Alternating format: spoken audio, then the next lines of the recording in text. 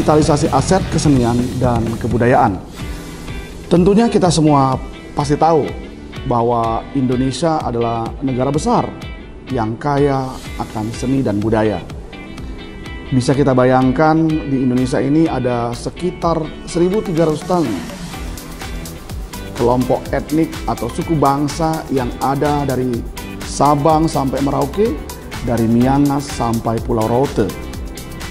Dari suku dan etnis sebanyak itu, coba bayangkan ada berapa banyak karya seni dan budaya yang sudah diturunkan secara turun-temurun dari nenek moyang kita. Mulai dari bahasa, kerajinan, lagu, tarian, dan lain sebagainya.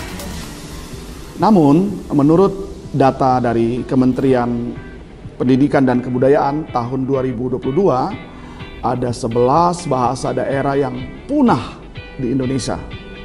Di antaranya bahasa Tandia dari Papua Barat, bahasa Hukumina, Hoti, Serua, dan Nila dari Maluku.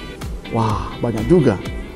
Menurut Kepala Pusat Pembinaan Bahasa dan Sastra Kementerian Pendidikan dan Kebudayaan, kepunahan 11 bahasa tersebut salah satunya disebabkan oleh globalisasi, di mana ada kecenderungan masyarakat untuk monolingualisme, ya, atau menggunakan hanya satu bahasa saja. Bisa juga terjadi karena migrasi ataupun mobilisasi yang tinggi. Sedih juga ya.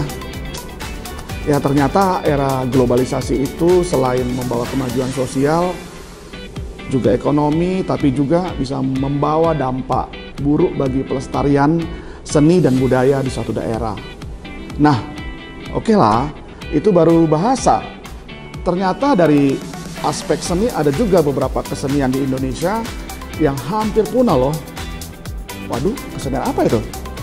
Ya, di antaranya kita mungkin nggak pernah dengar, tapi ada talempong enggan, ada ronggek ketuk, ada topeng menor, dan tari gandai. Hampir kita nggak pernah mendengarnya ya, karena memang sudah hampir punah. Jika kesenian dan budaya Indonesia ini semakin hari semakin jarang dilakukan atau dipraktekkan oleh masyarakat, bukan tidak mungkin ada bahasa dan kesenian lain yang dalam waktu dekat mungkin dinyatakan punah di masa akan datang.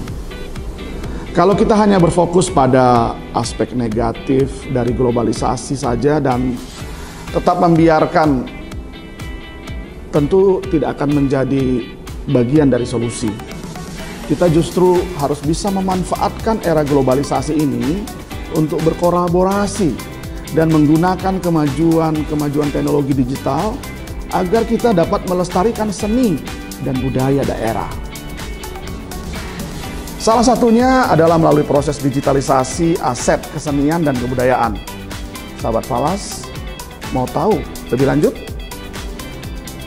Nah, Kemendikbud ya, Kementerian Pendidikan dan Kebudayaan sendiri telah melakukan proses digitalisasi aset pencatatan data cagar budaya. Nah, inisiatif program ini sebetulnya masih bisa dikembangkan dengan pencatatan seni dan budaya seperti tarian, bahasa, lagu, hingga ke pencatatan aset budaya seperti bagaimana teknik berkebun, bagaimana cara bertani, bahkan dalam upacara pemakaman. Penting nggak ya? Penting banget, karena era globalisasi ini membuat masyarakat jadi kurang tertarik untuk bertani, kurang tertarik untuk berkebun. Ya. Nah, saat ini pemerintah sedang menggencarkan pencatatan hak kekayaan intelektual. Ekspresi budaya tradisional dan pengetahuan tradisional adalah salah satu bagian dari kekayaan intelektual komunal. Dengan pencatatan kekayaan intelektual komunal disertai dengan deskripsi secara rinci dan bagian-bagian kesenian dan kebudayaan tersebut, kita bukan hanya mencatatkan bahwa produk kebudayaan dan kesenian tersebut ada, tapi juga kita bisa mendokumentasikannya secara baik. Besar harapan saya agar masyarakat Indonesia mulai paham akan pentingnya pencatatan hak kekayaan intelektual. Tentu peran kelompok masyarakat, komunal ya, peran pemerintah daerah sangat besar untuk melakukan pencatatan ini. Jangan sampai kita abai akan hal ini. Bukan hanya untuk kita saja sebagai bagian dari bangsa yang kaya, tapi juga untuk anak cucu kita di masa yang akan datang. Nah, bagaimana sahabat Falas? Apakah ada cara lain yang bisa kita lakukan untuk melindungi dan melestarikan seni dan budaya tradisional?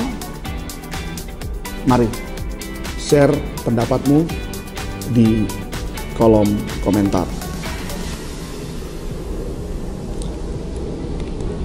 Lestarikan budaya, jangan sampai punah. Bersama dengan saya, Fajar B. Eslase, sampai ketemu di episode selanjutnya.